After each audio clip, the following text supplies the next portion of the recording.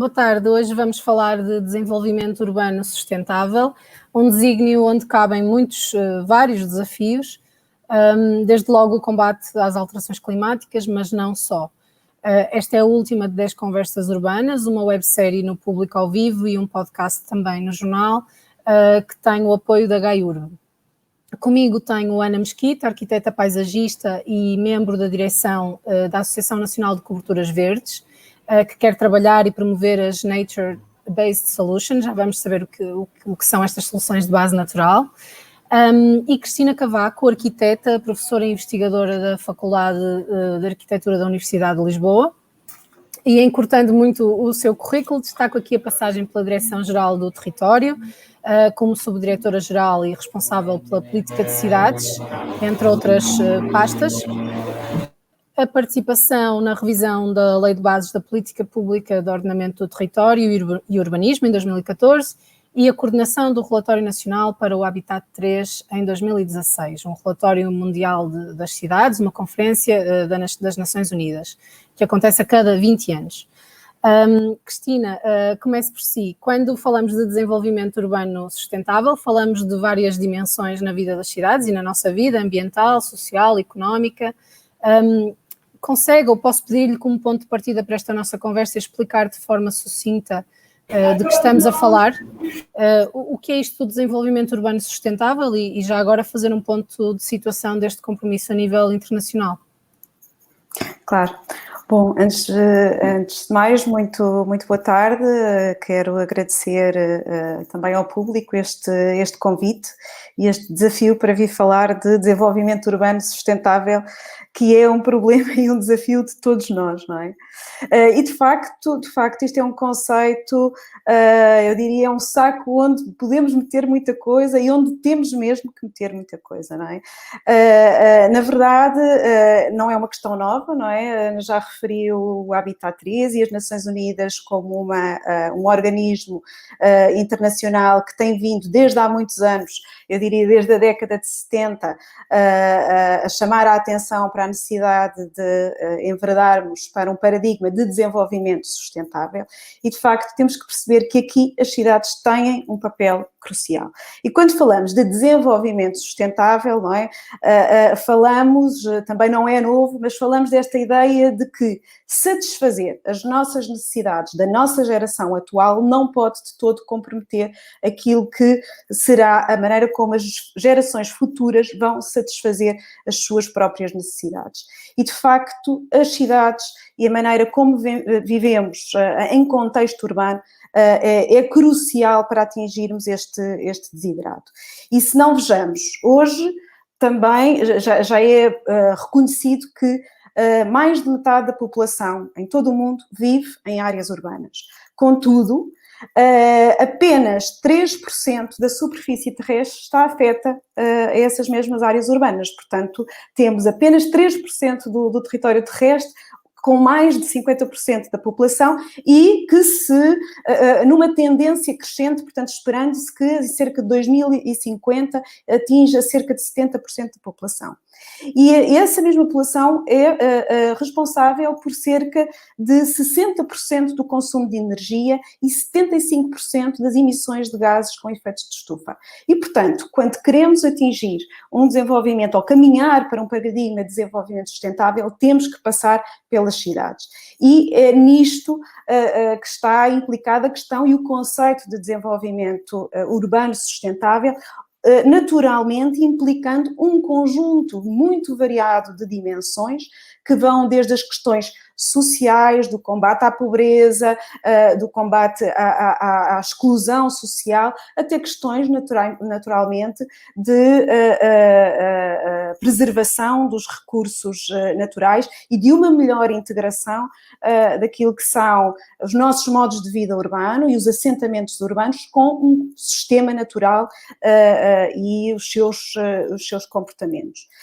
Enfim, não sei se de facto as Nações Unidas, não sei se quer que já dê um panorama relativamente à maneira como as Nações Unidas têm vindo a endereçar esta questão. De facto, eu participei, como disse, no fundo, estive a coordenar o relatório nacional no âmbito da Conferência Habitat 3, que teve lugar em Quito em 2016. É importante dizer que esta foi a terceira conferência que acontece cada 20 anos no âmbito das Nações Unidas. A primeira foi em 1976, a segunda em 96 e a terceira em 2016. O que é que saiu desta conferência? Saiu uma nova agenda urbana que, no fundo, procura, não só olhou para os últimos 20 anos e para a maneira como os Estados-membros e as cidades se desenvolveram nos últimos 20 anos, mas que procura, no fundo, estabelecer aqui um marco sobre, e um conjunto de desafios e de visões sobre como pretendemos endereçar o desenvolvimento nas cidades nestes próximos 20 anos.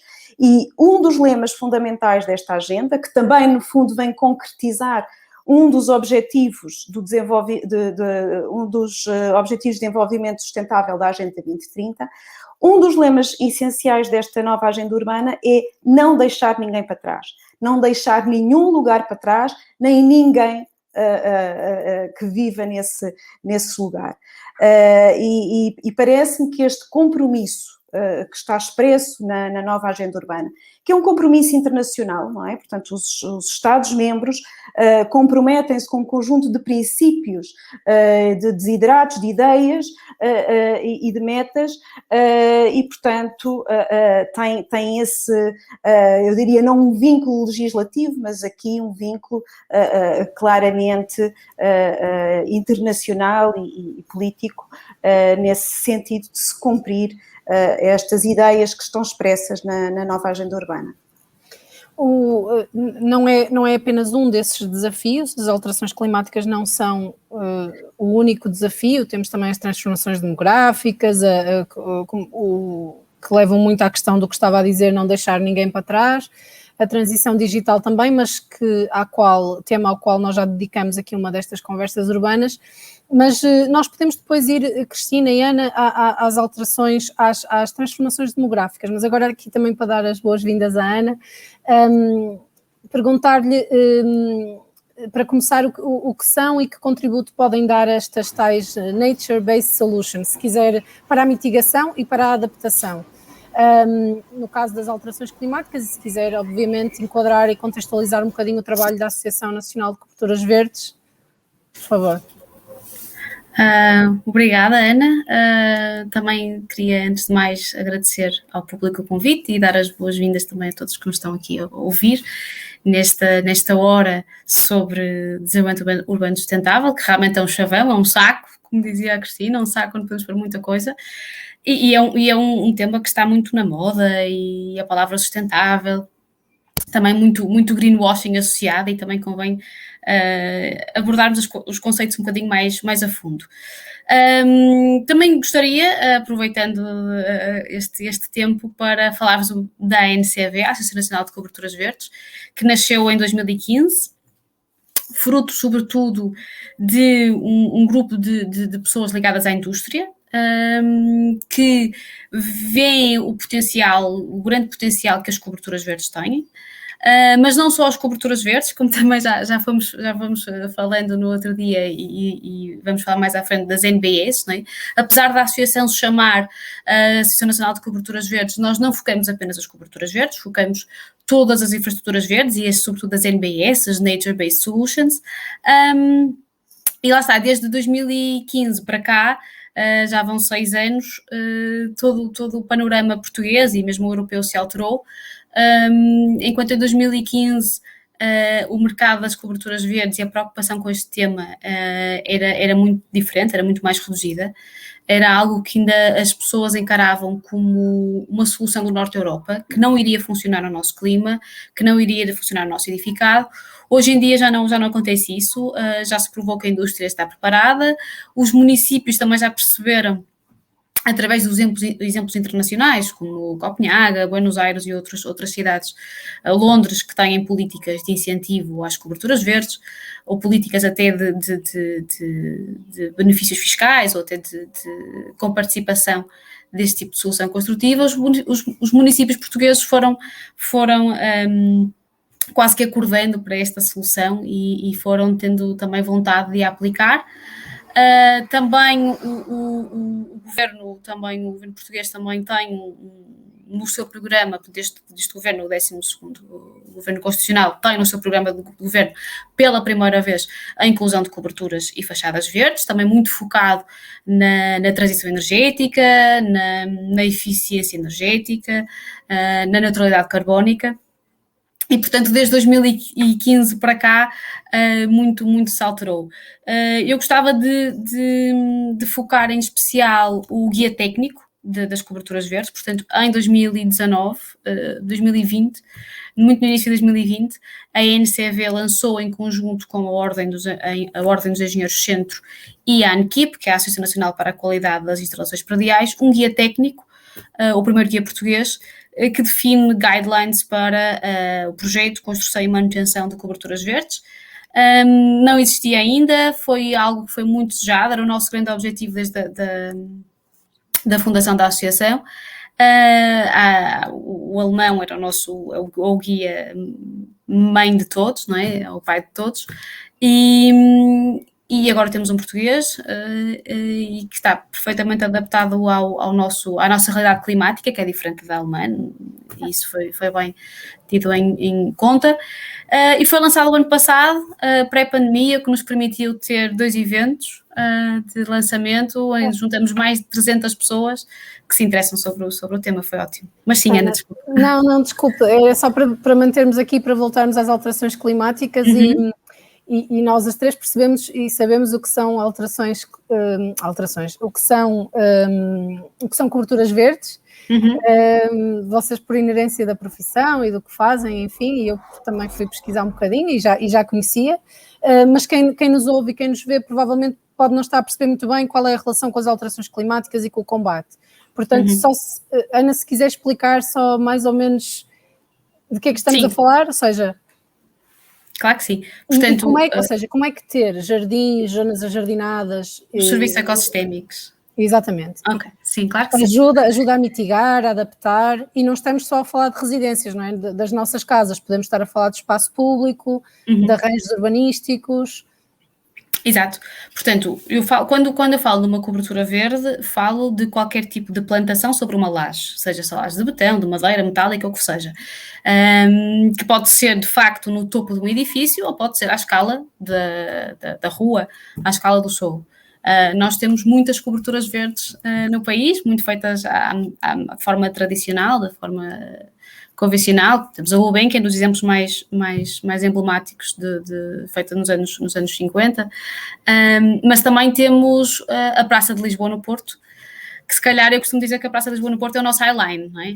O Highline Project, o Highline Park em Nova York, que surge, é um parque que surge numa zona que estava... quase, não diria abandonada, mas era uma zona até pouco recomendada de Nova York, o Meatpacking District, que também os artistas gostavam de viver para lá, pelo melting pot que tinha a zona, e que tinha uma linha de caminho de ferro que estava desativada já há alguns anos, e que tinha aqui 2 lobbies que lutavam pela desmantelação dessa linha de caminho de ferro, portanto, sobrelevada. O lobby da construção, pelo espaço para a construção, e o lobby da indústria do aço para aproveitar o material. Felizmente, o que ganhou foi construir-se um grande parque, que eles chamam o Park in the Sky, que alavancou completamente aquela zona da cidade, e agora toda a gente quer viver perto do Park in the Sky. Nós no Porto temos algo semelhante, que é a Praça de Lisboa, que era uma zona também que esteve abandonada durante vários anos, e que hoje é o sítio mais instagramável da cidade do Porto. E é engraçado notar que muitas vezes as pessoas não reconhecem aquele local como uma cobertura verde. E daí esta questão, Ana, que é importante nós voltarmos ao conceito. O que é uma cobertura verde? Porque para além da parte mais técnica, desculpa, Ana, só para tentar aqui também com a minha função de moderação, para além da parte mais técnica, estamos a falar de soluções que permitem, e corrija-me se estiver errada, mas que permitem reter mais a água, infiltrá-la no solo. Também as plantações evaporam, não é? e tudo isto, se não temos na laje, no passeio, nos edifícios, um escorrimento, uma água que vai, por exemplo, em tempos de chuva, no inverno, que vai tão depressa para os leitos de cheia, e que temos menos risco de cheia, não é? Temos redução de... No caso de uma cobertura verde, nós conseguimos ter um papel importante na gestão da água. São vários os benefícios ecossistémicos, aquilo que nós chamamos de serviços de ecossistema, são serviços que os ecossistemas nos prestam. Aumentando os ecossistemas na cidade, estamos a aumentar estes serviços. Nos casos das coberturas verdes, há aqueles mais imediatos, associados ao aumento da vegetação em zonas urbanas, que passam desde logo pelo aumento de oxigênio, captura de carbono, tudo isso, mas realmente a gestão da água é muito importante. E num cenário em que nós vamos ter alterações climáticas, muita água em menos tempo, essa questão ainda se torna mais premente. De facto, uma cobertura verde não volta a fechar o ciclo da água. Portanto, nós impermeabilizar estamos a quebrar o ciclo da água, uma cobertura verde não vai necessariamente só por si voltar a fechar esse ciclo. Nós não conseguimos devolver diretamente a água ao solo. Conseguimos é reter grande parte da água das chuvas. Parte dessa água vai evaporar e, portanto, estamos aqui a falar de evapotranspiração, até os fenómenos de evapotranspiração das plantas, que, no fundo, vão fazer nuvens, como eu costumo dizer, e vão melhorar o microclima. Mas depois há outros sistemas associados, não é? É o tal leque vasto das soluções de base natural. Exatamente. Agora, eu posso pegar na água que vem de uma drenagem, etc. E posso infiltrá-la naturalmente no solo. E assim estou a fechar o ciclo da água. Portanto, eu recebo a água numa cobertura que tem um jardim, parte da água está reservada no sistema, é utilizada para as plantas e volta a ser evapotranspirada, e o excedente dessa água eu posso infiltrá-la naturalmente, seja através de um rain garden, de um túnel de infiltração, o que seja, eu posso fechar o ciclo da água e no fundo, aquilo que nós não deixamos de ter quando o impermeabilizamos, que é a infiltração natural. Porque uma das coisas, e eu sei que não só, que há outras, mesmo no combate às alterações climáticas, há outros desafios, como a mobilidade sustentável. Eu, só para as pessoas perceberem, não estou a ir por aí, porque nós já dedicamos mais uma vez uma outra conversa à mobilidade sustentável, por exemplo. Mas ainda nas alterações climáticas, e porque estávamos a falar da água, e a Cristina Dias chamou-me a atenção, é verdade, foi a Cristina que me chamou a atenção para esse prémio que ganhou o Plano Metropolitano de adaptação às alterações climáticas da AML, portanto, Metropolitano de Lisboa, e uma dos objetivos, dos desafios, é o melhor uso da água, e a preocupação com as cheias, e eles falam isso tudo. Para talvez transferir aqui a conversa, Cristina, para esta questão de que falávamos, e já lá vamos, eu não me vou esquecer das cidades e das transformações demográficas nas cidades, mas para transferir aqui a conversa para um desafio transversal de que falamos há dias, da governança territorial e da necessidade de pôr toda a gente a participar e de ligar cidades, de pensar e fazer supra-municipal. Usando esse exemplo do Plano Metropolitano, agora que venceu há poucos dias, também podemos dizer a terceira edição dos Mediterranean Climate Change Adaptation Awards, portanto, na categoria de concepção, implementação e monitorização de políticas públicas. Portanto, guinando aqui a conversa para as políticas públicas e de como é que se promove sustentabilidade nas cidades, como é que o trabalho é feito, fala-nos um bocadinho sobre isto, como é que o desafio é a governança territorial de envolver toda a gente? Eu se calhar eu ou acho volta que, atrás, se quiseres. Naturalmente, aliás, como já tivemos a oportunidade de trocar umas impressões, esse é sem dúvida um desafio transversal e imprescindível no contexto do desenvolvimento urbano sustentável. Mas já agora, e também tentando ligar aqui com a abordagem da Ana e com a questão das alterações climáticas, eu penso que é muito importante nós percebermos que quando falamos em desenvolvimento urbano sustentável, temos aqui pela frente uma clara mudança de paradigma. E uma clara mudança de paradigma a vários níveis, mas eu talvez resumisse isto nesta ideia de que nós, durante o século XX e até nestas últimas 2 décadas, mas sobretudo o século XX, desde a Revolução Industrial, eu diria que as cidades cresceram baseadas numa lógica de crescimento. E essa foi também a maneira como cresceu a nossa economia e como o crescimento e o desenvolvimento económico tem sido perspectivado, sempre numa lógica de crescimento, do estímulo ao consumo, até pelos vários governos, não é? De estimular o consumo, e esse consumo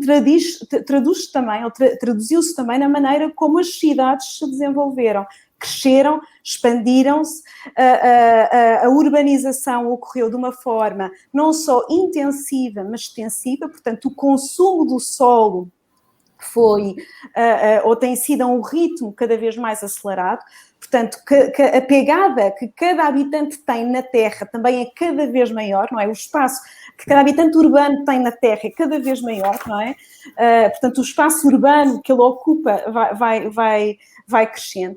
E hoje em dia nós precisamos claramente de mudar de paradigma. Eu às vezes faço referência a um livro do economista Tim Jackson que fala, e isto, ele lançou o livro e esta tese na altura da crise, da grande crise financeira mundial, não é? Em 2009, em que ele fala de precisamos de ter prosperidade sem crescimento. E as nossas cidades, e a maneira como desenvolvemos as nossas cidades, precisam de se orientar precisamente nesta perspectiva. Não tanto crescer, mas valorizar os recursos, os ativos que temos. Não é? E eu julgo que estas questões que há pouco também falávamos com a Ana, de introduzir soluções verdes nas cidades, naturalmente também como resposta àquilo que é a emergência climática como vivemos, faz parte deste paradigma. Ou seja, as nossas cidades estão a chegar, não, quer dizer, já não se espera que cresçam muito mais em tamanho, não é? Mas esperamos que se transformem. E essa transformação tem de passar, em grande parte, a meu ver, por princípios de renaturalização e reumanização. E isto significa que temos que pensar já numa ótica de contenção do crescimento, mas também de contração, de reversão de determinadas soluções, não é? Há pouco falávamos das questões da impermeabilização do solo, não é? Que em muitos casos são de facto responsáveis pelos grandes desastres naturais que ocorrem nas cidades, não é? Porque nós aqui temos que distinguir aquilo que são os perigos, não é? Portanto, os perigos em si, os riscos, e a vulnerabilidade, não é? E, na verdade, quando falamos em perigos, falamos em determinados fenómenos naturais ou antrópicos, é verdade, que são passíveis de ocorrer e de colocar populações e bens em perigo. Naturalmente que as cidades, se não respeitarem o funcionamento dos sistemas naturais e a sua lógica, quando esses sistemas naturais são colocados em pressão, ficam naturalmente também muito mais vulneráveis, não é? Portanto, não é só uma questão da ocorrência do perigo, do risco, mas sim da vulnerabilidade associada a assentamentos urbanos que nasceram mal. Nós vimos na semana passada, ou há 10 dias atrás, as cheias na Alemanha, que de facto, em que temos aglomerados, cidades que estão sediadas, estão assentes em leitos de cheia. Outros casos em que estão em encostas e, portanto, sujeitas a desabamento de vertentes, ou até a localização litoral, portanto, sujeita à subida do nível das águas, a galgamentos costeiros, etc. Portanto, são um conjunto de fenómenos, e estamos sempre a falar das águas, mas podemos falar da questão dos incêndios, não é? Dos incêndios Sim. florestais, também é uma questão de ordenamento. O facto de termos nas últimas décadas orientado o nosso desenvolvimento urbano para uma urbanização de caráter muito extensivo, disperso, com construções difusas e dispersas no território, isso torna os assentamentos muito mais vulneráveis à ocorrência destes fenómenos extremos, como ondas de calor, como precipitação intensa. E, portanto, hoje nós temos que, de se não reverter em pleno, porque não é possível, não é? Portanto, temos as cidades que temos, pelo menos procurar introduzir soluções que mitiguem, que permitam responder melhor e criar resiliência das nossas cidades à ocorrência destes fenómenos que sabemos que vão acontecer e que vão acontecer com mais frequência e mais gravidade, não é? E, portanto, de facto, parece-me que esta é uma questão muito importante de pensarmos como é que nós podemos pensar as cidades que temos numa ótica de renaturalização e de reumanização. E quando eu falo de reumanização, falo também da importância que tem ao nível o espaço público das cidades, não é? De pensarmos as cidades para as pessoas, não é? Porque as nossas cidades cresceram muito baseadas no automóvel, que levou à impermeabilização também de muitos metros quadrados de terreno, não é? Muita área de terreno, e, portanto, a orientação das cidades para as pessoas, do espaço público para as pessoas, é muito facilmente coordenável com esses princípios de renaturalização. O exemplo que a Ana usava no Porto, a Praça Lisboa, que eu conheço e que gosto muito, é precisamente também essa lógica, não é? Portanto, estamos a criar um jardim, estamos a requalificar, a regenerar uma área da cidade consolidada, não é? E a introduzir soluções verdes ao mesmo tempo que requalificamos os espaços públicos. Para além de reabilitar e regenerar, desculpe, só para além de reabilitarmos e de regenerarmos espaços que já existem, consolidados, como estava a chamar a atenção, isso é suficiente? Ou em zonas que cresceram onde não deviam, mais do que deviam, que não têm hoje gente, é possível voltar a permeabilizar esse solo, a fazer outra coisa? Bom, eu acredito que em muitos casos é mesmo isso que tem que acontecer, não é?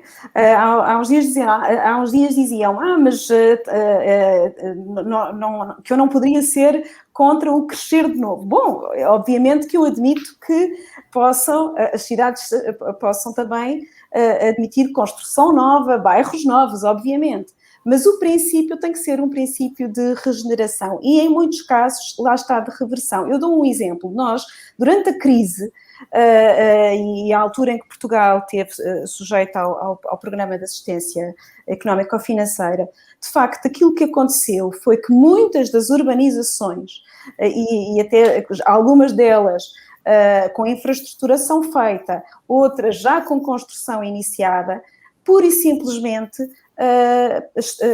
pararam, houve falências, e aquilo que ficou no território é aquilo que nós chamamos de passivos territoriais, florestas de candeeiros, não é? De arruamentos com toda a infraestruturação feita, sem casas ou algumas com tosco, não é? Sem os acabamentos, e que muitas delas não têm já viabilidade, e não têm viabilidade económico-financeira para avançar, também porque a população não cresce, e agora podemos ir ligar isto à da demografia, a população decresce, não é? Estamos em claro inverno demográfico, não é? Saiu esta semana os resultados preliminares dos censos de 2021. Portanto, porquê mais casas, não é? Ou muitas mais casas, se de facto estamos numa regressão populacional, com cerca de 730 mil fogos vagos atualmente. Portanto, em muitos destes casos, é necessário resolver estes passivos territoriais. E, em muitas situações, eles também cresceram mal porque não respeitaram aquilo que são, lá está, as lógicas dos sistemas naturais, dos recursos naturais. E, portanto, eu acho que, em alguns casos, faz sentido essa reversão, obviamente com impactos graves, gravíssimos, do ponto de vista económico ou financeiro, não é? Porque há um conjunto de imparidades associadas a estes investimentos, não é? E a estes terrenos e estas urbanizações que, não progredindo, não é? No sentido da lógica económica do imobiliário, obviamente que criam, lá está, imparidades que depois a banca tem que resolver. A Cristina falou dos censos, eu tinha aqui duas notas. Uma, no início da sua intervenção, estava a explicar também o peso da população que vive hoje nas cidades a nível mundial e com toda a pressão que isso exerce sobre esses territórios, não é? Menos área com mais gente. E ontem mesmo, quando conhecemos os resultados preliminares dos censos, e em Portugal nós temos concentrados em 31 municípios, sobretudo das áreas metropolitanas de Lisboa e Porto, 50% da população do país, portanto, metade dos portugueses a viver em Portugal estão nas áreas metropolitanas, com toda a pressão que isso exerce sobre os territórios, ou seja, os problemas das cidades também não são todos iguais, porque elas têm características diferentes, alguns serão idênticos conforme a dimensão. Mas eu ia dizer que há alguns indicadores no sentido que estava a falar, por exemplo, a construção, o que sabemos dos censos de há 10 anos, a construção de residência nova, de edifícios de residência nova, tinha subido, se não estou em erro, os edifícios 14% e as residências 12%, e agora a vírgula vem para trás, portanto, subiu 1,4% a construção de edifícios novos e 1,2% a construção de edifícios de habitação. O que quer dizer, pode não ter sido pelas melhores razões, provavelmente foi por causa da crise a que assistimos e a construção civil também, e as modas, e enfim, o maior dinamismo dos centros históricos, o turismo, tudo viraram-se para a reabilitação, portanto, menos construção nova, mas ainda assim é um indicador positivo para esta, digamos, plano de ação, pelo menos que a Cristina estava a traçar e a defender de reverter, de reversão, não é? Um plano de ação para a reversão. Sim, sobretudo, quer dizer, aquilo que nós percebemos é que esta última década, de facto, a dinâmica de crescimento abrandou, a dinâmica de crescimento em termos de nova construção abrandou, naturalmente. Portanto, tínhamos tido os censos de 2011, não é? Em que Portugal tinha passado por um período de grande entusiasmo para depois assistir ao cair da crise, não é? Mundial em 2008, com maior impacto em Portugal a partir de 2012, mas ainda assim, o que nós, estes resultados preliminares dos censos, o que nos dizem agora é que a população decresceu 2%, cerca de 2%, não é? Portanto, temos cerca de menos de 200 mil habitantes no país. Mas ainda assim, o número de alojamentos e o número de edifícios cresceu 1,4% o número de alojamentos, 1,2% o número de edifícios. E, portanto, sim, não deixamos de ter aqui uma certa discrepância e disfunção, não é? Portanto, e o que é engraçado ver é quando nós olhamos para o mapa do país, não é? Percebemos que, de facto, este crescimento populacional ele não ocorreu de igual forma em todo o país, portanto, temos um interior claramente em perda populacional, com a área metropolitana de Lisboa e o Algarve e alguns municípios na área metropolitana do Porto a ganharem população. Portanto, como disse, a população cada vez mais concentrada no litoral e, em particular, nas áreas metropolitanas. Mas se olharmos para o mapa do país, no que respeita às dinâmicas de construção, portanto, número de edifícios e número de alojamentos, percebemos exatamente a dinâmica contrária. Portanto, temos um interior do país que até ganhou em edifícios e ganhou em alojamentos. Okay. E, portanto, há esta discrepância. E, de facto, nós temos que olhar para estes resultados e perceber que há qualquer coisa que não está bem. Portanto, temos que não só perceber como é que nós vamos ocupar os edifícios que foram construídos e os focos que estão vagos, não é? Mas perceber como é que vamos dar resposta a uma situação demográfica que, de facto, está em clara alteração. Não só porque estamos em perda populacional, não é? Mas sobretudo porque temos uma população claramente envelhecida. E isso, e já agora um dado também interessante, é que o número, apesar da população ter decrescido, o número de agregados aumentou, o que significa que estamos aqui com uma configuração da sociedade, não é? Que está também em mudança. E isso implica pensarmos ao nível das cidades e na maneira como pensamos a habitação, como pensamos tipologias habitacionais e como pensamos a distribuição da população, sobretudo nestas áreas urbanas e metropolitanas, isto tem que mudar, não é? Temos que ter aqui uma nova uma leitura destas dinâmicas e depois uma nova abordagem a este problema. E as questões do envelhecimento também, que não podemos esquecer, porque temos uma população claramente envelhecida, para uma cidade que cresceu muito sediada e áreas metropolitanas que cresceram muito sediadas no automóvel e, portanto, é uma população que, à medida que vai envelhecendo, não é, vai tendo necessidades outras necessidades que não podem estar baseadas no automóvel, portanto, implica necessariamente uma transformação. Nós, numa destas conversas urbanas, precisamente que dedicamos à habitação, tivemos a professora investigadora Alda Botelho Azevedo a dizer precisamente isso, que mais ou menos isso, acho eu que estou a ler das suas palavras, sobre a habitação e a população que muda e os agregados, que nós, país, as autoridades, enfim, todos os agentes envolvidos precisavam de pensar primeiro na população, e depois nas casas, na habitação, e não o contrário, pensar na habitação, e ela chamava a atenção para essa também mudança de paradigma que tinha que acontecer. Mas voltando aqui ao green, às coberturas verdes, mas também a este esforço de não construir mais, de olhar e regenerar, reabilitar o que existe nas cidades. É curioso, e há bocadinho a Ana Mesquita falou dos incentivos lá fora, mas cá também já temos, não é? E eu achei curioso que os incentivos são para construções que já existentes, portanto, não é para construção nova.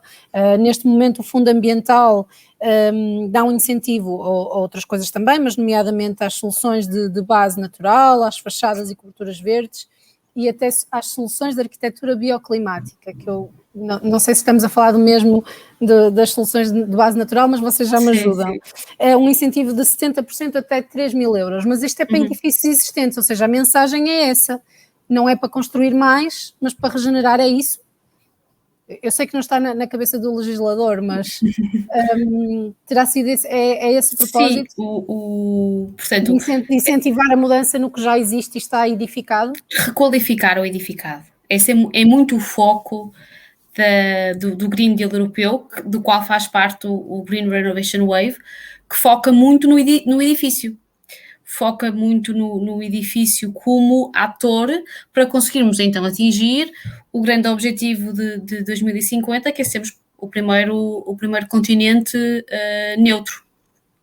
E, portanto, o edifício, a Comunidade Europeia vê o edifício como o principal ator para conseguirmos chegar a esse objetivo. E, portanto, o que é que eles pensam? Dados, 40% da energia consumida em toda a União Europeia é consumida nos edifícios.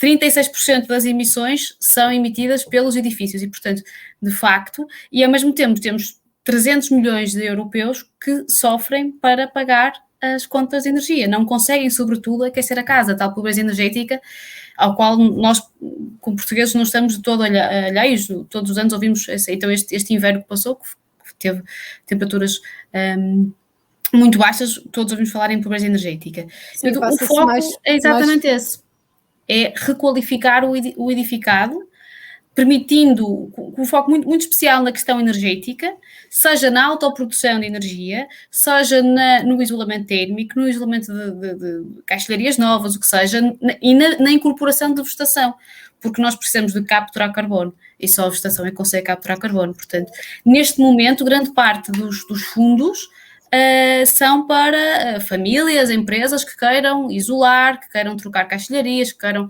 colocar fachadas verdes, coberturas verdes, e no fundo conseguir alavancar a economia, não é? Neste cenário pós-pandémico, porque tudo isto implica criar novos empregos e requalificar o edificado é algo que não irá ser fácil e, portanto, do ponto de vista económico ou financeiro também será uma mais-valia.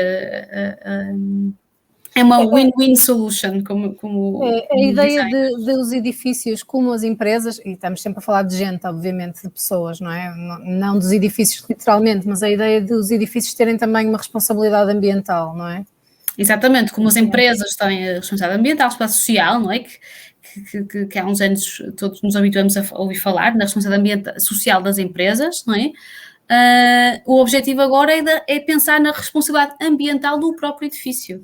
E se nós conseguirmos incorporar biomateriais, conseguimos que o próprio edifício consiga capturar carbono, ou seja, neutro, estamos mais próximo daquilo que é o nosso objetivo para daqui a 30 anos.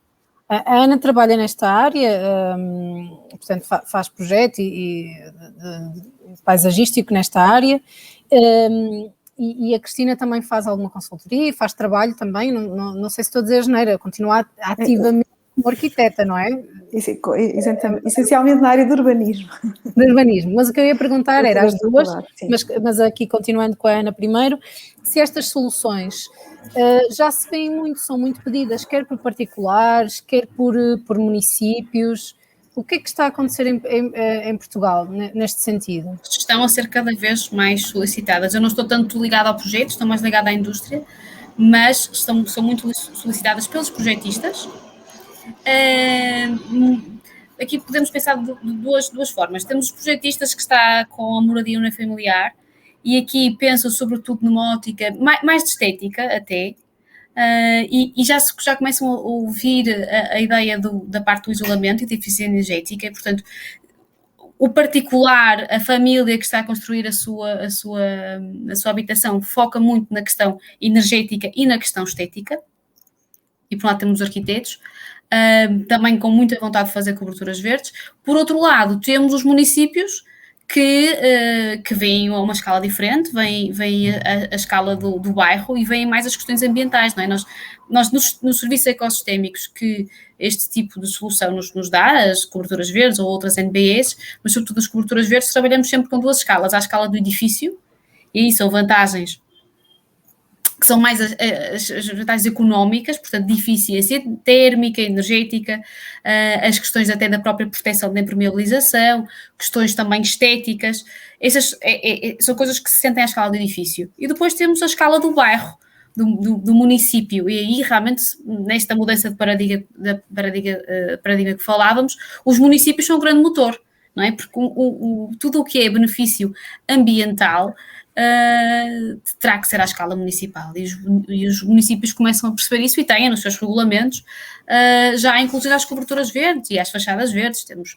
o município da Maia, Valongo, o Porto também tem uma investigação forte nesse sentido, o Lisboa também, o Barreiro, o Espinho.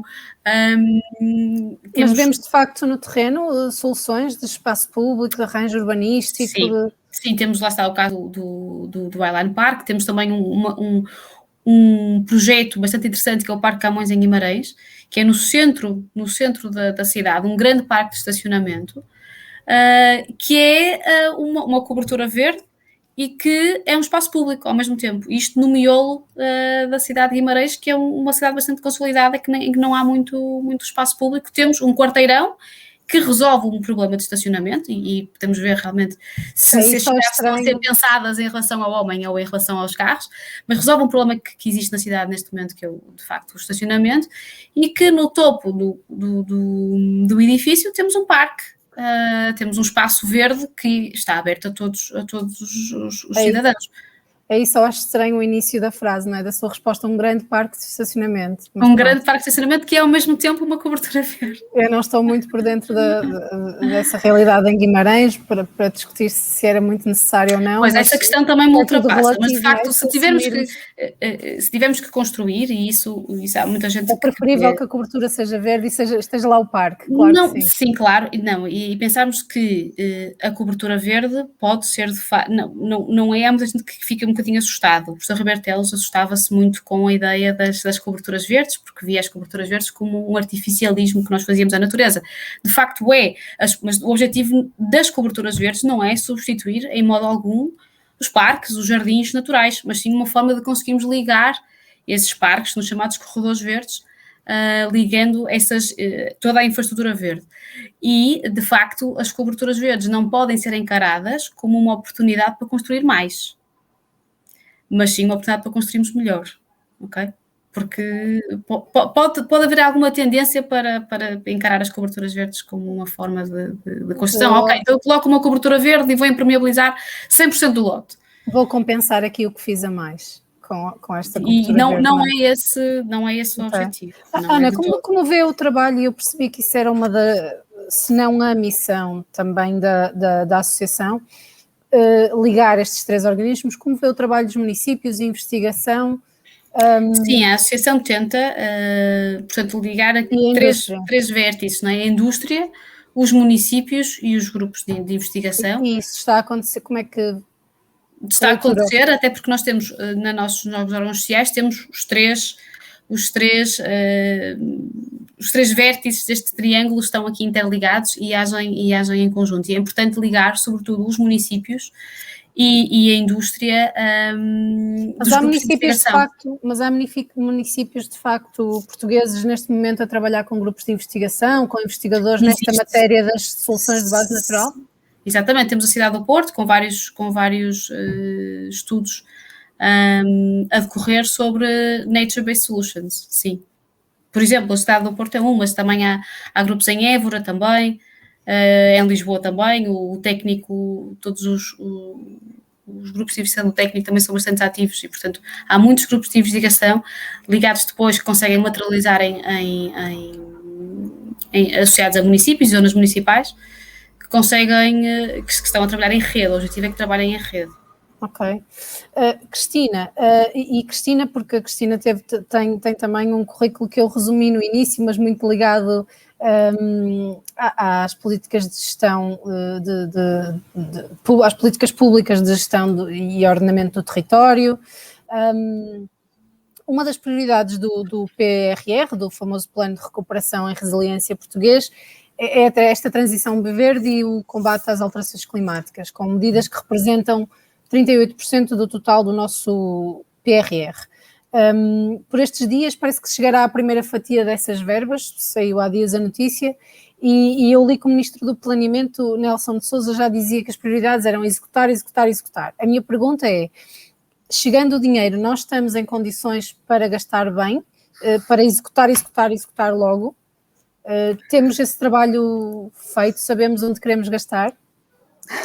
Isso é uma pergunta difícil. É difícil, pois, e se calhar não é bem para si, embora tenha tido responsabilidades e tenha estado ligada. Mas pronto, nós estamos aqui a conversar. Não atualmente, eu gostaria que sim.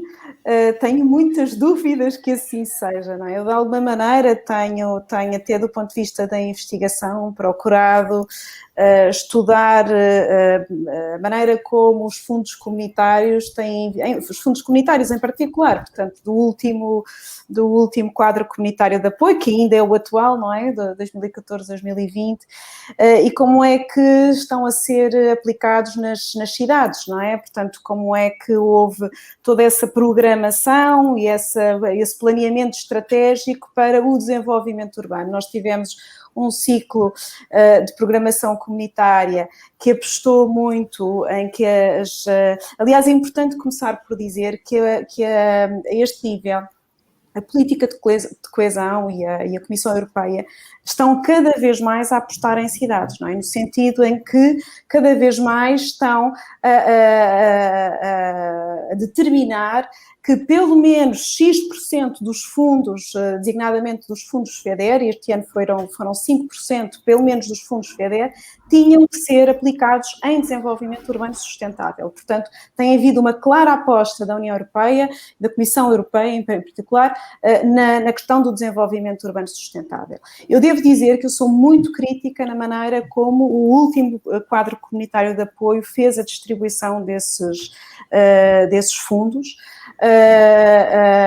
e em toda a maneira como o sistema foi montado, que levou a uma clara pulverização da distribuição do dinheiro e, portanto, das ações, e portanto, não foi capaz, ou não tem sido capaz, pelo menos da leitura que faço, de levar, de facto, a ações que sejam, de facto, ações estruturantes no sentido de promover um desenvolvimento urbano integrado e sustentável. E isto leva-me, se calhar, um bocadinho à pergunta que há pouco me fez e que eu acabei por não responder, e à própria contexto da área metropolitana de Lisboa, que eu conheço melhor. Tenho que reconhecer que a área metropolitana de Lisboa está, nestes últimos 2 anos, de facto, a empreender aqui um esforço grande, um esforço de governação e de governança territorial grande, no sentido de envolver todos os municípios, ou dos municípios se coordenarem entre eles, com a área metropolitana, com a CCDR Lisboa e Val do Tejo, no sentido de promoverem uma estratégia conjunta e planos de ação conjuntos para o próximo ciclo comunitário. E, portanto, também, penso eu, julgo, ao nível da aplicação dos fundos, dos dinheiros que virão com o PRR. Agora,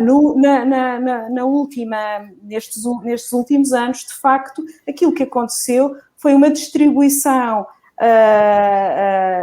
muito pouco coordenada, diria, muito pouco integrada, e, portanto, cada município fez por si as ações que tinha em carteira, cada um fez as suas ciclovias, etc.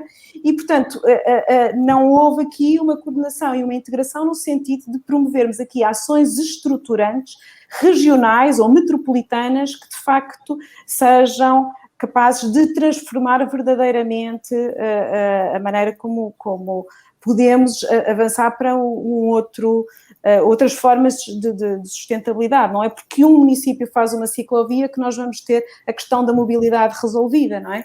E, portanto, precisamos, de facto, de estratégias conjuntas e que não passam só pelos atores públicos, mas também por um conjunto de atores, não é? Portanto, a Ana representa a Associação Nacional das Coberturas Verdes, falou da relação e da necessidade de trabalharmos em rede, envolvermos a universidade, envolvermos os atores que estão no terreno, e eu diria que, de facto, pensarmos desenvolvimento urbano sustentável implica envolvermos todos e conseguirmos criar essa capacidade para envolver a sociedade civil, envolver as organizações que estão no terreno, envolver os atores locais, envolver as empresas e o setor privado, e obviamente aqui com um papel crucial nos municípios, não é? Nas autoridades locais, que de facto têm aqui um papel muito importante, sim. Porque eu ia só dizer, há sempre um pivô, não é? Há sempre alguém que faz, alguma entidade que agrega e que promove esse diálogo entre todos, esse trabalho conjunto, e que faz a candidatura e, enfim, que leva para a frente o assunto, pá. Portanto, aqueles que estiverem a pensar supramunicipal, região, de forma holística, estão mais bem preparados para gastar bem o dinheiro, é o que eu quero dizer. Sim, eu diria que Portugal nos últimos anos tem vindo, uma vez que não tem regiões administrativas, não é, institucionalizadas ou formalmente instituídas, tem vindo a colocar alguma ênfase na questão da intermunicipalidade, ou seja, no trabalho conjunto entre municípios, designadamente ao nível das comunidades intermunicipais e das áreas metropolitanas, não é? Obviamente que há no país enormes disparidades, não é? Portanto, nós temos comunidades intermunicipais ou áreas metropolitanas, como é o caso de Lisboa, que estão muito à frente nesse trabalho do que outras, não é? Portanto, mas Portugal tem procurado apostar aí, mas é sempre numa lógica intermunicipal, portanto, são os governos locais, os municípios que têm que estar disponíveis e que se voluntariar para colaborar entre eles, e não numa lógica supramunicipal, porque ela não está instituída administrativamente, não é? E, portanto, não há um governo supramunicipal, digamos assim. Sim, não temos, tem sido recorrente nestas conversas sobressair a figura da regionalização e algum parênteses sempre sobre essa escala intermédia que não temos. Ana, por falar em pensar um bocadinho à frente, que foi uma expressão há bocadinho, só não queria deixar de lhe perguntar isto, porque aqui há dias falamos sobre isso e falou há pouco da indústria. A indústria destas soluções de base natural, das coberturas verdes, até dos... falou-me dos sistemas de drenagem, agora não me lembro da sigla. Os SUDs, sim, mas o SUD é algo que é construído localmente, não é propriamente um produto. Não, é um sistema, exatamente, é um projeto, se quiser. Isso eu ainda li, sim. Mas quer dizer, a indústria que está a fazer e a trabalhar isso tudo está a olhar para a frente, não é? Não está a pensar agora, no próximo ano. Fala-nos um bocadinho disso. Está a olhar para a frente, sim, sobretudo a indústria que está habituada a lidar com o tipo de clima, não é? E que preocupações tem esta indústria? Tem a preocupação de perceber e de tentar adaptar os sistemas que têm atualmente aos sistemas que vamos ter que ter daqui a 10 anos, não é? Nós estamos a lidar com um clima que irá mudar em 10 anos e, portanto, o objetivo da indústria neste momento é conseguir adaptar os sistemas a essas alterações que inevitavelmente teremos. Por isso, empresas do Norte da Europa, por exemplo, estão a investigar no Sul da Europa, porque sabem que o clima, possivelmente o nosso clima atual, será o deles em alguns anos e, portanto, o objetivo é esse, lidar melhor com a água e com a distribuição muito pouco uniforme da água ao longo do ano, não é? Nós, se calhar, em Londres chove tanto como em Viana do Castelo, agora a grande diferença é essa, a distribuição que é completamente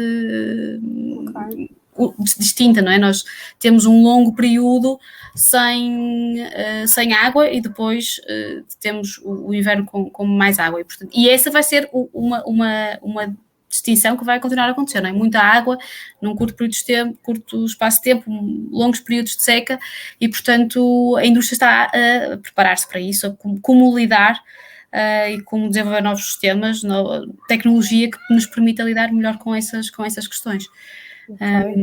Ok, muito obrigada. Mas aqui voltando aqui, eu acho que ainda não falamos das NBS, eu só queria voltar aqui, há pouco a Cristina falava na mudança de paradigma e a questão das NBS é importante, deixarmos aqui a ideia de que a mudança de paradigma passa também por nós fugirmos àquela que é a abordagem dominante das estruturas construídas, da chamada infraestrutura cinzenta, não é? Em que nós temos o problema com a subida do nível do mar nas cidades e a nossa abordagem automática é construir paredões e outro tipo de estruturas cinzentas, incrivelmente caras, e a mudança passa também por aí, nós passamos a usar a natureza com cordões de dunares e outras formas, aplicar a natureza, aproveitar aquilo que a natureza nos proporciona de forma gratuita, alterando a nossa forma de ver os problemas, não é? É a mesma coisa que o isolamento térmico num edifício, pode passar por aumentarmos a espessura de XPS, que é um derivado do petróleo, que a partir do momento em que é produzido vai nos acompanhar durante muito, muito tempo, vai estar cá quase para sempre, ou usar vegetação, que além de ser um produto natural, vai capturar carbono, vai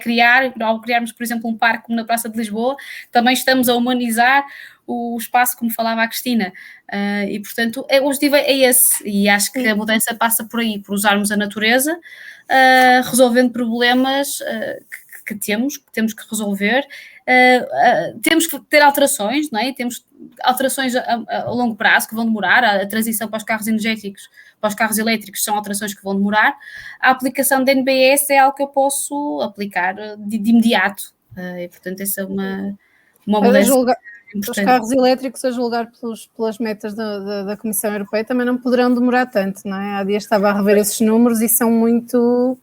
Já não sei se era 2030 ou 2000... Quer dizer, está já aí ao virar da esquina o ano em que não poderão os fabricantes ter mais carros a gasóleo e a gasolina.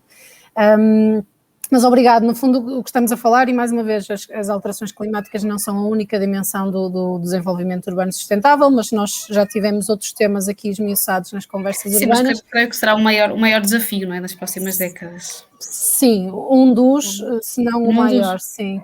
Mas esta questão das transformações demográficas também é muito importante, não é? E não deixar ninguém para trás. Mas voltando só há bocadinho, porque a Ana estava sempre a focar resolvemos problemas de forma mais natural, mas também tornamos as nossas cidades mais, como dizem os anglos, com mais qualidade de vida, o mais livable, não é? Sim, ao mesmo tempo melhoramos a qualidade de vida, produzimos mais oxigênio, não é? Conseguimos mitigar as alterações climáticas e em termos de custos também são altamente eficientes. Então, a aplicação de uma abordagem cinzenta e uma abordagem de base natural, estamos a falar de 1/3 do valor para a abordagem natural e, portanto, do ponto de vista de custo, também são altamente eficientes. Okay, isso pode ser um argumento. E mais fáceis de manter também.